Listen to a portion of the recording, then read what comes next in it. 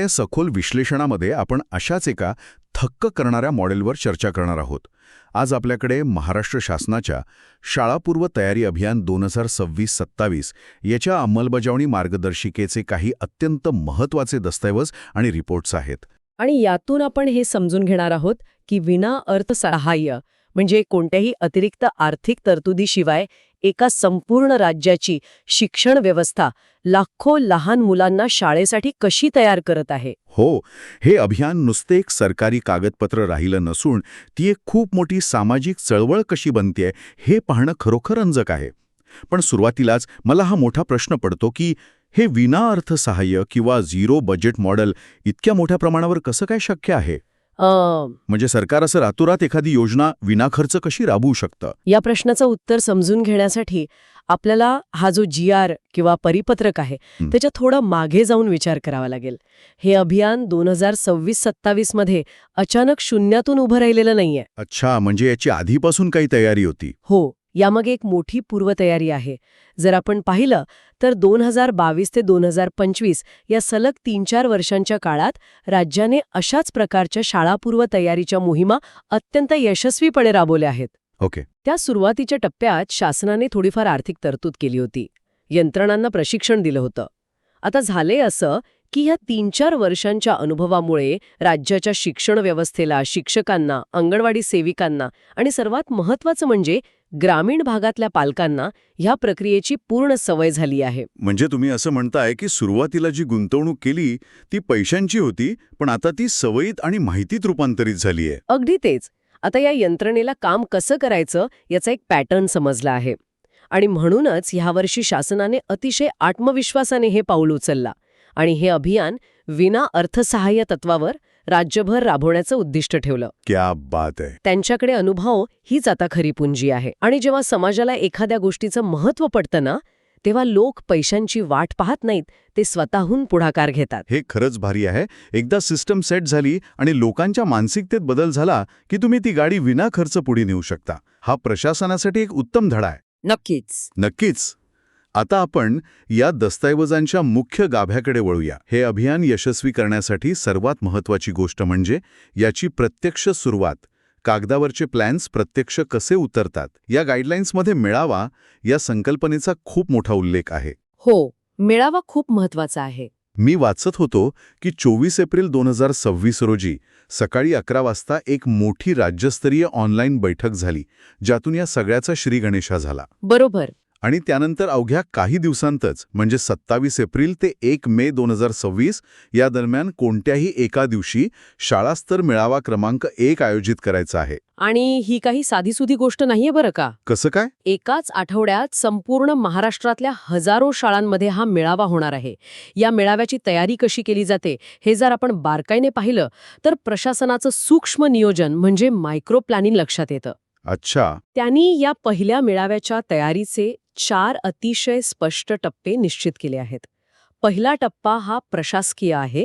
वरच्या पातळीवरून म्हणजे शिक्षणाधिकारी, डायट आणि गट शिक्षणाधिकारी यांच्याकडून सगळीकडे पत्र पाठवली जातात आणि गावोगावी झूम मीटिंग्स किंवा प्रत्यक्ष बैठका घेतल्या जातात. ओके, म्हणजे हे झालं ॲडमिनिस्ट्रेशनचं काम. हो, पण खरी गंमत पुढच्या टप्प्यांमध्ये. दुसरा टप्पा आहे जनजागृती. यात काय करतात? 100% सहभाग सुनिश्चित करण्यासाठी मेळाव्याच्या 1-2 दिवस आधी चक्क गावात प्रभात फेरी काढली जाते, दवंडी दिली जाते. थांबा, इथं मला थोडं आश्चर्य वाटतंय. का बरं? एका बाजूला आपण 2026 मध्ये डिजिटल युगात आहोत, राज्यस्तरीय ऑनलाईन मीटिंग्स घेतोय आणि दुसऱ्या बाजूला गावोगावी पारंपरिक दवंडी दिली जातीये. हे कॉम्बिनेशन थोडं वेगळं वाटत नाही का? वेगळं वाटतं, पण ते अत्यंत प्रभावी आहे. कारण संवाद साधण्याची पद्धत तीच असावी लागते जी लोकांच्या अंगवणी पडलेली असते. बरोबर आहे. व्हॉट्सॲपवर मेसेज पाठवणं सोपं आहे, पण गावात जेव्हा ढोल वाजून दवंडी दिली जाते किंवा मुलं प्रभात फेरी काढतात तेव्हा तो एका कुटुंबाचा खाजगी विषय राहत नाही, तो संपूर्ण गावाचा उत्सव बनतो. हा मुद्दा मला खूप आवडला. लोकांचं लक्ष वेधून घेण्याची ही जुनी पण खात्रीशीर पद्धत आहे. आणि यानंतरचा तिसरा टप्पा म्हणजे निमंत्रण. निमंत्रण कोणाला? पालकांना. आणि हे निमंत्रण फक्त शाळेच्या नोटीस बोर्डवर लावून चालत नाही, तर जिल्हाधिकारी, मुख्य कार्यकारी अधिकारी म्हणजे सीईओ आणि गावातील सरपंच, मुख्याध्यापक हे स्वतः पालकांना वैयक्तिकरित्या आमंत्रित करतात. बापरे, तुम्ही विचार करा, जर स्वतः जिल्हाधिकारी किंवा शाळेचे मुख्याध्यापक एखाद्या पालकाला सांगत असतील की तुमच्या मुलाचा शाळेतला पहिला दिवस आहे आणि तुम्ही यायलाच हवं, तर त्या पालकाला किती महत्वाचं वाटेल. अगदी बरोबर. तो पालक कधीच शाळेकडे पाठ फिरवणार नाही. याच कारणामुळे हा मेळावा यशस्वी होतो. आणि चौथा टप्पा आहे शाळा स्वच्छता. शाळेचं वातावरण प्रसन्न आणि आरोग्यदायी असावं यासाठी शालेय परिसर स्वच्छ केला जातो. आपण सहसा शाळेच्या ॲडमिशनचा विचार केला की डोळ्यांसमोर काय येतं? एक लांबलचक रांग, हातात फॉर्म्सचा गठ्ठा आणि नवीन जागी आल्यामुळे रडणारी मुलं. हो ना, नेहमीचं चित्र आहे हे. पण या मेळाव्याचं स्वरूप वाचून मला जाणवतंय की हे एखाद्या कंटाळवाण्या प्रवेश प्रक्रियेसारखं नसून गावाकडच्या एखाद्या जत्रेसारखं किंवा आनंद मेळाव्यासारखं डिझाईन केलंय. अगदी तसंच आहे. या गाईडलाईन्समध्ये असं दिसतंय की या मेळाव्यात शाळा आणि परिसरातील उपलब्ध स्थानिक साधनांचा वापर करून तब्बल 7 स्टॉल्स उभारले जातात. तिथे मुलांच्या वेगवेगळ्या कृतींच्या नोंदी घेतल्या जातात आणि त्यांना एक विकासपत्र दिलं जातं. हे जे 7 स्टॉल्स आहेत ना, यांची रचना खूप मनोवैज्ञानिक आहे. म्हणजे सायकोलॉजिकल बेंचवर न बसवता अशा स्टॉल्सवर नेलं जातं. बरं. तिथे शारीरिक विकास, बौद्धिक विकास, सामाजिक विकास असे वेगवेगळे स्टॉल्स असतात. अच्छा, म्हणजे तिथे फक्त अभ्यासाचं नसतं. अजिबात नाही. तिथे खेळण्यासारख्या वस्तू असतात. मातीची खेळणी, बिया मोजणे अशा ॲक्टिव्हिटीज असतात. यामुळे मुलांच्या मनातली शाळेबद्दलची भीती निघून जाते. हे खूप छान आहे. आणि तुम्ही जे विकासपत्र म्हणालात ते एक प्रकारचं प्रगती पुस्तक आहे, पण ते मार्कांचं नाही. मूल आता कोणत्या टप्प्यावर आहे याची ती एक बेसलाईन किंवा प्राथमिक नोंद असते. पण मला एका गोष्टीची शंका आहे. विचारा ना. एकाच दिवशी संपूर्ण राज्यात हजारो गावांमध्ये हे 7 स्टॉल्स लावणं, पालकांना बोलावणं, मुलांच्या नोंदी घेणं, हे सगळं मॅनेज करणं प्रशासनाला कसं शक्य होतं? एखाद्या ठिकाणी सुसूत्रता नसेल तर गोंधळ उडू शकतो. हां, गोंधळ उडू नये म्हणूनच शासनाने जबाबदारी निश्चिती, ज्याला आपण अकाउंटेबिलिटी म्हणतो, ती खूप पारदर्शक ठेवली आहे. म्हणजे कसं? कोणी काय करायचं हे अगदी क्लिअर आहे. प्रशासकीय पातळीवर शिक्षण अधिकारी आणि डाएट यांचं काम फक्त नियोजन करणं आणि फॉलोअप घेणं आहे. ओके. प्रत्यक्ष शाळा स्तरावर मुख्याध्यापक आणि शिक्षक हे 7 स्टॉल्स उभारतील, स्थानिक साहित्य गोळा करतील आणि विकासपत्रावर नोंदी घेतील. आणि पालकांना कोण आणणार? आता उरतो प्रश्न पालकांना आणि मुलांना शाळेत आणण्याचा. तर ती जबाबदारी शिक्षकांवर न टाकता अंगणवाडी सेविका आणि स्थानिक स्वयंसेवकांवर टाकली आहे. म्हणजे शिक्षकांनी फक्त अकॅडमिक किंवा शैक्षणिक कामावर लक्ष केंद्रित करायचं आणि बाकीच्यांनी क्राऊड मॅनेजमेंट करायचं. हो, अंगणवाडी सेविकांचा गावाशी थेट संपर्क असतो. त्या घरोघरी जाऊन जनजागृती करतात, पालकांना घेऊन येतात. भारीच. प्रत्येकाला आपली भूमिका माहीत असल्यामुळेच एकाच वेळी हे राज्यभर अतिशय सुरळीतपणे पार पडतं. हे माझं काम नाही असं कोणीच म्हणू शकत नाही. अतिशय उत्तम प्लॅनिंग आहे हे. आता आपण पुढच्या टप्प्याकडे जाऊया. मेळावा झाला, मुलांनी स्टॉल्सवर मज्जा केली, पालकांच्या हातात विकासपत्र आलं. हो. पण खऱ्या अर्थाने शिकण्याची प्रक्रिया या एका दिवसाच्या मेळाव्यात पूर्ण होत नाही, तर ती घरी सुरू होते. आणि दस्तऐवज वाचताना मला जाणवलं की हा या संपूर्ण मोहिमेचा खरा गाभा आहे. बरोबर. मेळावा क्रमांक 1 हा फक्त एक स्टार्टिंग पॉइंट किंवा सुरुवात आहे. खरा प्रवास सुरू होतो तो मे आणि जून महिन्यातील सुट्ट्यांच्या काळात. अच्छा, म्हणजे सुट्टीतही शाळा? तसं नाही. या 6 ते 7-8 आठवड्यांमध्ये घरी शाळापूर्व तयारी हे चक्र चालवलं जातं. सुट्ट्यांचे हे 2 महिने मुलांचे वाया जाऊ न देता प्रत्यक्ष शिक्षणाची प्रक्रिया चालू राहते. ज्यामुळे मुलं जूनमध्ये जेव्हा खरोखरच शाळेत येतात तेव्हा ती मानसिक आणि बौद्धिकदृष्ट्या तयार असतात. अगदी बरोबर. आणि या प्रक्रियेत एक भन्नाट कन्सेप्ट वापरली आहे, जी मला कॉर्पोरेट जगातल्या ट्रेन द ट्रेनर मॉडेलसारखी वाटते. हो ना. या संपूर्ण यंत्रणेचं इंजिन आहेत वाडी वस्तीनिहाय माता पालक गट. आणि ह्या गटांचं नेतृत्व कोण करतं? तर लीडर माता. ही संकल्पना खरोखरच क्रांतिकारी आहे. लीडर माता म्हणजे नक्की कोण असतात? सांगते. यापूर्वी राज्यात निपुण महाराष्ट्र नावाची मोहीम राबवली गेली होती. त्याअंतर्गत काही सक्रिय मातांना आधीच प्रशिक्षण मिळालं होतं, ज्यांनी आपल्या मुलांसोबत चांगलं काम केलं होतं. ओके, म्हणजे त्यांच्याकडे अनुभव आहे. हो. आता त्याच अनुभवी मातांना शोधून त्यांना नवीन गटांचं नेतृत्व दिलं जातंय. पहिल्या मेळाव्यानंतर लगेचच जी मुलं आता पहिलीच जाणार आहेत त्यांच्या मात्यांचे छोटे छोटे गट केले जातात आणि त्यांच्यावर या लीडर मातेची जबाबदारी दिली जाते. हे खूप इंटरेस्टिंग आहे, कारण आपण सहसा शिक्षण प्रक्रियेत पालकांना, विशेषतः ग्रामीण भागातल्या मातांना गृहीत धरतो. खरंय. आपल्याला वाटतं की शिकवण्याचं काम फक्त शिक्षकांचं आहे, पण इथे मातेलाच केंद्रस्थानी ठेवलंय. हे ट्रेन द ट्रेनर मॉडेल वाडी वस्तीवर कसं काम करतं? आता कसं आहे, हे एका साप्ताहिक चक्रात म्हणजे वीकली सायकलमध्ये चालतं आणि त्याचे 3 मुख्य भाग आहेत. कोणते 3 भाग? पहिला भाग आहे डिजिटल वितरण. राज्य शैक्षणिक संशोधन व प्रशिक्षण परिषद म्हणजे SCERT जी पुण्यात आहे, त्यांच्याकडून दर आठवड्याच्या सुरुवातीला व्हॉट्सॲप समूहावर एक आयडिया व्हिडिओ आणि एक ॲक्टिव्ह वर्कशीट पाठवली जाते. ही व्हिडिओ कसे असतात? हे व्हिडिओ अगदी साधे आणि समजायला सोपे असतात. त्यानंतरचा दुसरा टप्पा म्हणजे साप्ताहिक बैठक. ओके. ही लीडर माता आठवड्यातून किमान 1 तास आपल्या गटातल्या सर्व मातांना एकत्र बोलावते. तिथे त्या व्हिडिओ आणि वर्कशीटवर सविस्तर चर्चा केली जाते, एकमेकांच्या शंका दूर केल्या जातात. आणि तिसरा टप्पा? तिसरा टप्पा म्हणजे प्रत्यक्ष सराव, जिथे माता घरी जाऊन आपल्या मुलांकडून त्या कृतींचा रोज सराव करून घेतात. म्हणजे पुण्यातून निघालेला एक व्हिडिओ थेट एखाद्या वाडी वस्तीवरच्या अंगणात जाऊन पोचतोय. हो, पण इथं मला एका प्रॅक्टिकल अडचणीबद्दल विचारावंसं वाटतं. बोला ना. आपण डिजिटल वितरणाबद्दल बोलतोय, व्हॉट्सॲपबद्दल बोलतोय. आजकाल बऱ्यापैकी लोकांकडे स्मार्टफोन आहेत हे मान्य, पण तरीही महाराष्ट्रातले अनेक भाग अतिशय दुर्गम आहेत.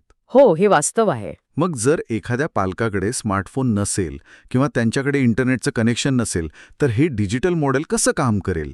त्या बिचाऱ्या मुलाचं नुकसान होणार नाही का? हा खूप व्यावहारिक प्रश्न आहे आणि शासनाने याचाही विचार केला आहे. म्हणूनच इथं सामूहिक शिक्षण किंवा कम्युनिटी लर्निंगची ताकद महत्वाची ठरते. म्हणजे गट असल्यामुळे फायदा होतो. नक्कीच. जर हा उपक्रम फक्त वैयक्तिक पातळीवर चालवला असता तर ज्यांच्याकडे फोन नाही ते प्रक्रियेतून बाहेर फेकले गेले असते. पण इथे गट आहेत. अच्छा. जर एखाद्या मातेकडे स्मार्टफोन नसेल तर ती गटाच्या बैठकीत सहभागी होऊन लीडर मातेच्या किंवा इतर मैत्रिणीच्या फोनवर तो व्हिडिओ पाहू शकते. त्या मिळून ते समजून घेतात. म्हणजे कोणीच मागे राहणार नाही? अगदी. शिवाय हे गट वाऱ्यावर सोडलेले नाहीत. अंगणवाडी सेविका आणि शाळेचे शिक्षक या गटांना सतत भेट देत असतात, त्यांना मदत करत असतात. म्हणजे तंत्रज्ञानाचा अभाव हा इथं अडथळा ठरत नाहीये, तर कम्युनिटीचा सपोर्ट त्याला ओव्हरकम करतोय. हो, तंत्रज्ञान हे फक्त एक निमित्त आहे. खरी ताकद समाजाच्या एकीमध्ये आहे. हे ऐकून खरंच भारी वाटतंय. बरं, आता समजा हे 6, 7, 8 आठवडे मातांनी घरी अथक प्रयत्न केले, मुलांकडून वर्कशीट सोडून घेतल्या, गाणी म्हटली, गोष्टी सांगितल्या, हो. पण या सगळ्याचा खरोखरच काही उपयोग झाला आहे की नाही हे कसं समजणार? कारण कुठल्याही कामाचं ट्रॅकिंग नाही झालं तर त्याला अर्थ उरत नाही. बरोबर. आणि म्हणूनच या मोहिमेचा पुढचा टप्पा येतो, तो म्हणजे शाळास्तर मेळावा क्रमांक 2. दुसरा मेळावा. हो, कोणत्याही उपक्रमाचे मूल्यमापन केल्याशिवाय त्याचे यश मोजता येत नाही. शाळा सुरू व्हायच्या सुमारास म्हणजे 15 जून ते 20 जून 2026 या दरम्यान कोणत्याही एका तारखेला हा दुसरा मेळावा आयोजित करायचा आहे. या दुसऱ्या मेळाव्याचं स्वरूप कसं असतं? पहिल्यासारखंच असतं का? थोडंसं तसंच. याचं मुख्य उद्दिष्ट आहे या 6-7 आठवड्यांचा घरी शाळापूर्व तयारीनंतर बालकांच्या प्रगतीचा आढावा घेणे. ओके. पहिल्या मेळाव्यात जे विकासपत्र दिलं होतं, ज्यावर आपण मुलांची सुरुवातीची स्थिती नोंदवली होती, आता त्याच पत्रावर मुलांच्या सुधारित स्थितीची नोंद केली जाते. म्हणजे प्रोग्रेस चेक केला जातो. हो, मुलं आता रंगांची ओळख करू शकतात का, त्यांना पेन्सिल पकडता येते का, अशा गोष्टी पाहिल्या जातात. आणि त्यानंतरच इयत्ता पहिलीत प्रत्यक्ष प्रवेशाची प्रक्रिया पूर्ण केली जाते. थोडक्यात सांगायचं तर मेळावा 1 ही सुरुवातीची स्थिती किंवा बेसलाईन होती आणि मेळावा 2 ही परिपूर्ण प्रगती किंवा एंडलाईन आहे. अगदी अचूक. पण इथं मला आणखी एका गोष्टीबद्दल बोलायचं आहे. या सगळ्या प्रक्रियेत खूप डेटा तयार होत असेल ना? हो, डेटा तर असणारच. मी या दस्तऐवजांमध्ये प्रथम इन्साइट्स पोर्टलबद्दल वाचलं. तिथे 3 अनिवार्य नोंदी करणं आवश्यक असल्याचं नमूद केलंय. बरोबर. पहिली नोंद म्हणजे पहिल्या मेळाव्याला किती युवकांनी भेट दिली, दुसरी नोंद म्हणजे प्रत्यक्ष आढावा किंवा निरीक्षण, आणि तिसरी नोंद म्हणजे नमुना आधारित मूल्यांकन म्हणजे सॅम्पल बेस्ड असेसमेंट. होय. आता मला सांगा, शिक्षकांवर आधीच खूप अशैक्षणिक कामांचा ताण असतो. त्यात हे पोर्टलवर डेटा एंट्री करण्याचं काम आलं. हे त्यांना अतिरिक्त ओझे लाटत नाही का? हा खूप महत्वाचा मुद्दा आहे. कारण आपण नेहमी ऐकतो की शिक्षक शिकवण्यापेक्षा ऑनलाईन माहिती भरण्यातच जास्त वेळ घालवतात. हा चिंतेचा मुद्दा आहेच. आणि बऱ्याचदा सरकारी योजनांमध्ये हाच प्रॉब्लेम येतो की डेटा एंट्रीमुळे सिस्टीम कोलॅप्स होते. पण इथं धोरणकर्त्याने एक अतिशय स्मार्ट निर्णय घेतला आहे. कोणता निर्णय? जर तुम्ही त्या तिसऱ्या मुद्द्याकडे बारकाईने पाहिलं तर तिथे लिहिले नमुना आधारित मूल्यांकन किंवा SBA. याचा अर्थ असा की राज्यातील प्रत्येक विद्यार्थ्याचा वैयक्तिक डेटा पोर्टलवर भरायचा नाहीये. थांबा, म्हणजे प्रत्येक विद्यार्थ्याची माहिती ऑनलाईन नाही जाणार? नाही, अजिबात नाही. दुसऱ्या मेळाव्याच्या वेळी प्रत्येक शाळेतून फक्त निवडक 7 ते 10 दाखलपात्र मुलांच्या विकासपत्रातील पहिल्या आणि दुसऱ्या मेळाव्याच्या प्रगतीची तुलनात्मक माहिती पोर्टलवर भरायची आहे. फक्त 7 ते 10 मुले प्रत्येक शाळेतून? हे कसे काय? तुम्हाला शीतावरून भाताची परीक्षा ही म्हण माहितीये ना? हो, अगदी. बस तसंच काहीसं हे. हे एक सॅम्पलिंग आहे आणि याच कारणामुळे हा उपक्रम यशस्वी होण्याची शक्यता जास्त आहे. पण मग संपूर्ण चित्र कसं समजणार? शासनाला यातून काय मिळवायचं आहे? त्यांना संपूर्ण राज्याचा एक अचूक कल किंवा ट्रेंड समजून घ्यायचा आहे की योजना किती प्रभावी ठरली. त्यासाठी लाखांहून अधिक मुलांचा डेटा भरण्याची गरज नाही. अच्छा. स्टॅटिस्टिक्स किंवा सांख्यिकी शास्त्राचा वापर करून हे नमुना आधारित मूल्यांकन प्रशासनाला अचूक डेटा देतं आणि सर्वात महत्त्वाचे म्हणजे शिक्षकांचा डेटा एंट्रीचा मौल्यवान वेळ वाचतो. हे तर खूपच भारी आहे. धोरणात्मक निर्णय घेण्याच्या प्रक्रियेचं एक अतिशय उत्तम आणि संतुलित उदाहरण आहे. खरंच, हे खूप हुशारीचं काम आहे. आणि मला असं वाटतं की हे अभियान फक्त कागदावर, पोर्टलवर किंवा शाळेच्या भिंतींच्या आत मर्यादित राहिलेलं नाहीये. ते आता एक ब्रँड म्हणून उभं केलं जातंय. हो, अगदी. आपण सुरुवातीला समाज माध्यमांचा उल्लेख केला होता. दस्तऐवजात एक स्पष्ट सूचना आहे की मोहिमेचे फोटो आणि व्हिडिओ प्रसारित करताना #शाळापूर्व तयारी अभियान 2026 या हॅशटॅगचा वापर अनिवार्य आहे. बरोबर. तसेच SCRTच्या अधिकृत फेसबुक पेजला टॅग करण्याचीही सूचना दिली आहे. एक सरकारी परिपत्रक चक्क हॅशटॅगबद्दल बोलते, हेच खूप नाविन्यपूर्ण आहे. होय, आणि यासोबतच आणखी एक गोष्ट आहे. या अभियानाचे बदललेले स्वरूप समजून घेण्यासाठी गाईडलाईन्समध्ये QR कोड सुद्धा दिलेला आहे. QR code? पण कधी सोयीचं पडतं ना? हे खूप स्मार्ट नियोजन आहे. एक सरकारी उपक्रम ज्याला आपण सहसा रटाळ किंवा कंटाळवाणा समजतो, तो सोशल मीडियाचा इतका प्रभावीपणे वापर करतोय. एका सरकारी मोहिमेला लोक चळवळ बनवण्याचा हा प्रयत्न मला अप्रतिम वाटतो. नक्कीच. विचार करा, जेव्हा गावाकडचे लोक स्वतःचे फोटो, मुलांचे स्टॉल्सवरचे फोटो या हॅशटॅगसह शेअर करतील, तेव्हा स्वाभाविकच इतर पालकांनाही त्यात सहभागी होण्याची प्रेरणा मिळेल. फोमो, ज्याला आपण फिअर ऑफ मिसिंग आउट म्हणतो, तो इथं सकारात्मक पद्धतीने काम करेल. अगदी बरोबर. पण आता पुढे काय? समजा जुलै महिना उजाडला, दुसरा मेळावाही झाला, मुलं पहिलीत गेली, त्यानंतर हा विषय संपतो का? की हे पुस्तक बंद करून ठेवून द्यायचं? अजिबात नाही. या अभियानाची सांगता हीच एका नव्या सुरुवातीची नांदी आहे. म्हणजे कसं? आदर केला जातो, ज्यामुळे पुढील वर्षांसाठी सुधारणा करता येतात. ओके. आणि सर्वात महत्वाची गोष्ट घडते जुलै महिन्याच्या पहिल्या आठवड्यात. ती कोणती? दुसऱ्या मेळाव्यानंतर जी बालके नव्याने पहिलीत दाखल झाली आहेत त्यांच्या मातांचा निपुण महाराष्ट्र कार्यक्रमाअंतर्गत आधीपासूनच कार्यरत असलेल्या माता पालक गटांमध्ये समावेश केला जातो आणि त्या गटांची अधिकृत पुनर्बांधणी केली जाते. अच्छा, म्हणजे तो ग्रुप ॲक्टिव्हच राहतो. हो, म्हणजेच जी ऊर्जा, जो आत्मविश्वास आणि जो गट मे आणि जून महिन्यात या लीडर मातेच्या नेतृत्वाखाली तयार झाला होता, तो विस्खळीत होऊ दिला जात नाही. तो पुढील संपूर्ण शैक्षणिक वर्षासाठी मुलांच्या प्रगतीसाठी कार्यरत राहतो. म्हणजे हा एक अखंड प्रवास आहे.